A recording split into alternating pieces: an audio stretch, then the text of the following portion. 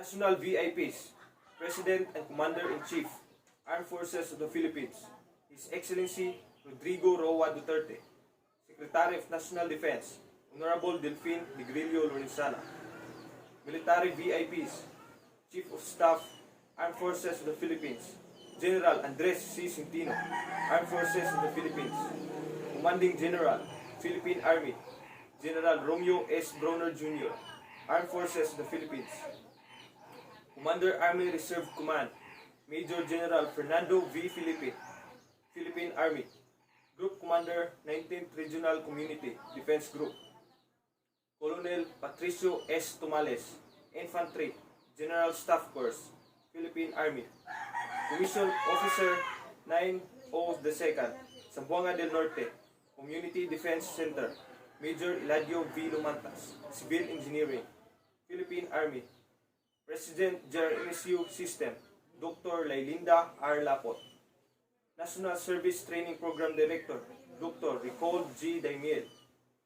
National Service Training Program Unit Head, Dr. Noel G. Lupisilio. Commandant JRMSU Army Reserve Officer Training Corps Unit, Major Eladio V. Lumantas, Civil Engineering, Philippine Army. Assistant Commandant, Second Lieutenant Nicanor B. Obni Maga, Reserve Philippine Army. Chief Clerk, Corporal Roderick C. Acoimo, Infantry, Philippine Army. Tactical Officer, Captain Cesar C. Bala, Reserve Philippine Army. Second Lieutenant Joe Peter M. Villaruz, Reserve Philippine Army. Senior Tactical NCOs Reservant, Admin NCO, Sergeant Journal R. Lapot, Reserve Philippine Army. Tactical NCOs Reservist, Private First Class Journey A. Maglasang, Infantry, Philippine Army. Staff Sergeant Gerald Rich H.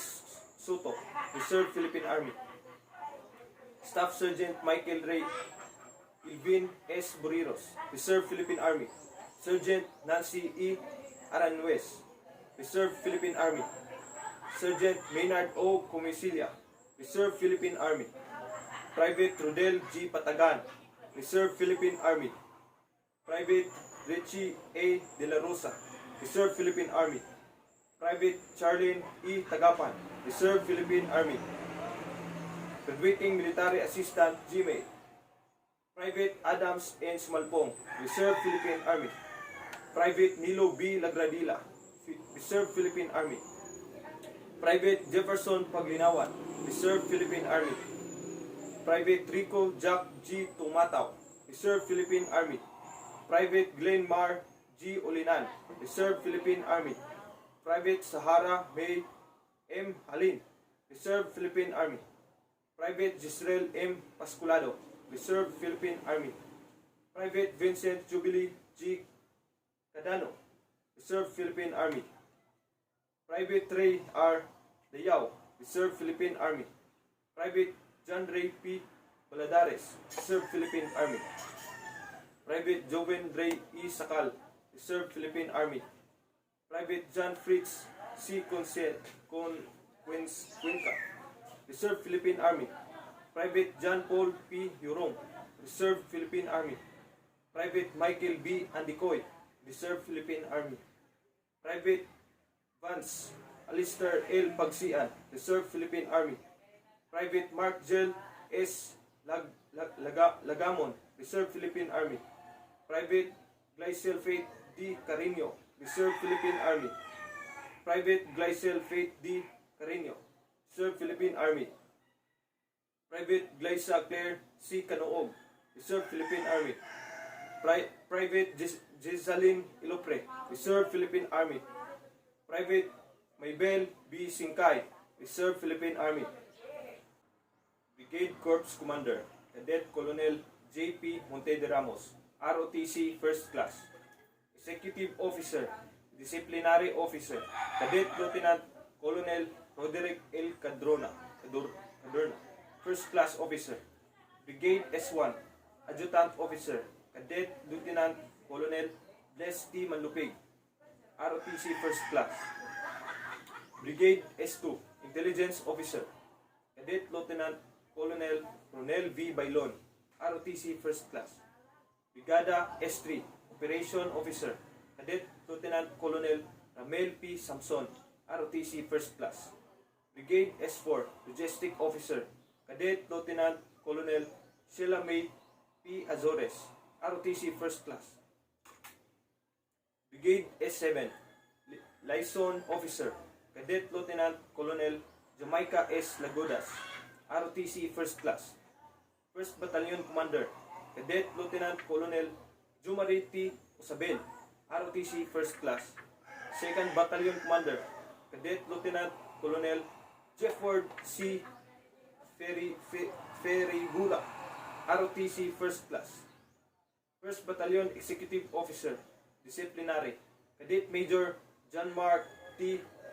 Clemenia, ROTC First Class. Battalion S1 Adjutant, Cadet Major Kathleen Rose E. Apaw, ROTC First Class.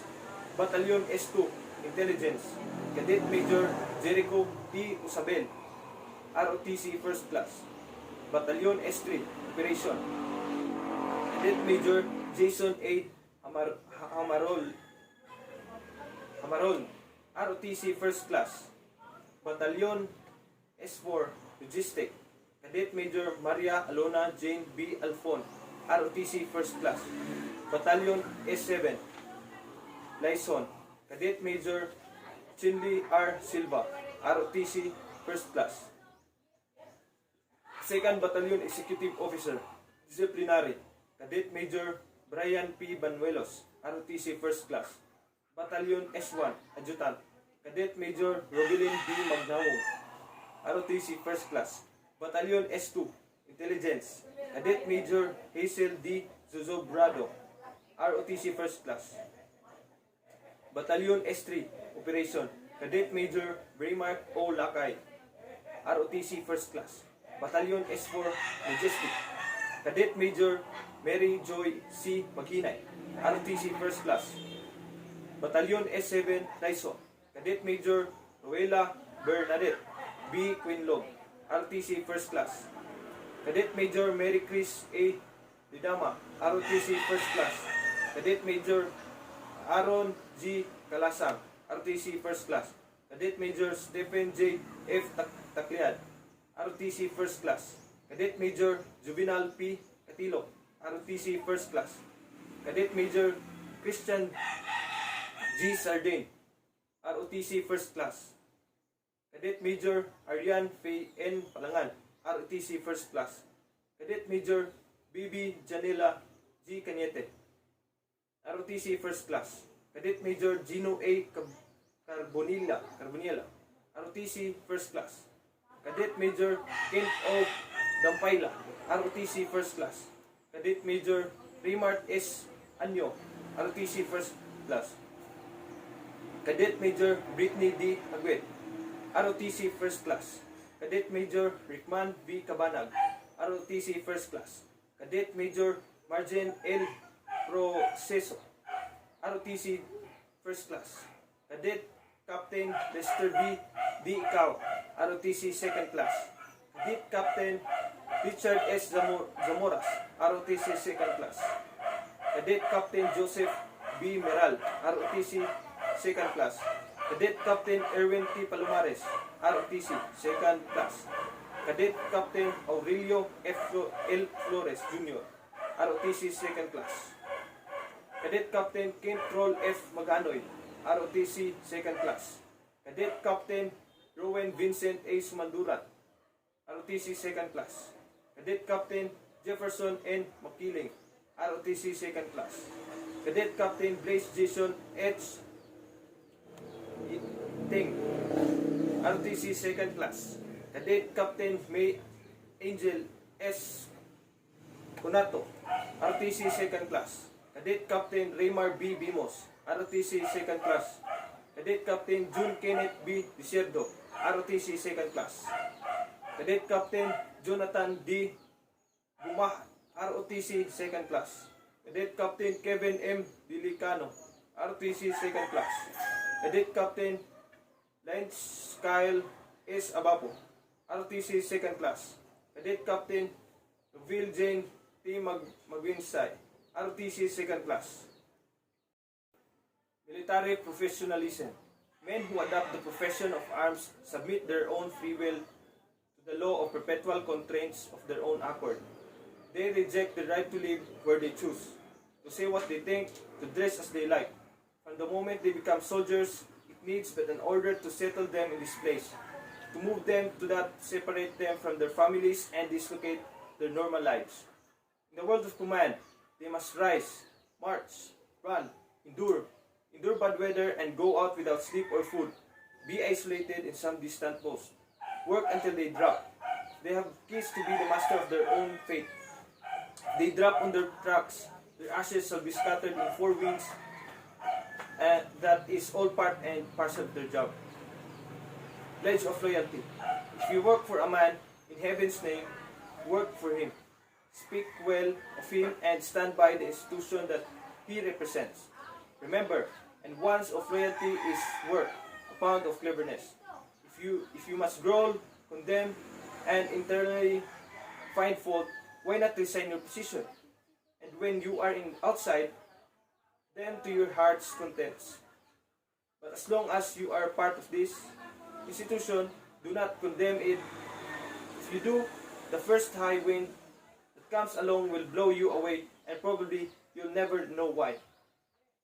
Military courtesy is an act of politeness, civility, and respect that a personnel in the military organization accord to one another. Military discipline. It is a state of order and obedience existing within a command. Military leadership. It is the process of influence men in such a manner as to accomplish the mission. Military secrecy. What you see, what you hear, when you leave it here. Salute is the highest form of courtesy. 11 general orders. Number 1, to take charge of this post and all government property in view. 2, to walk my post in military manner, keeping always on alert and observing everything that takes place within sight or hearing. Number 3, to report all violation of orders I am instructed to enforce. Number 4, to repeat all calls from posts more distant from the guardhouse than my own. 5, to quit my post only when properly relieved. 6, to receive, obey, and pass on of the sentinel who relieves me all orders from the commanding officer of the day, and non-commissioned officer of the guard only. 7, to talk to no one except in line of duty. 8, to give the alarm in case of fire or disorder.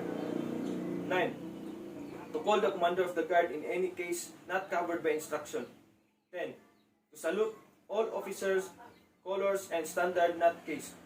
11, to be especially watchful at night and during the time of challenging, to challenge all persons on or near my post and to allow no one to pass without proper authority. Goods kayo.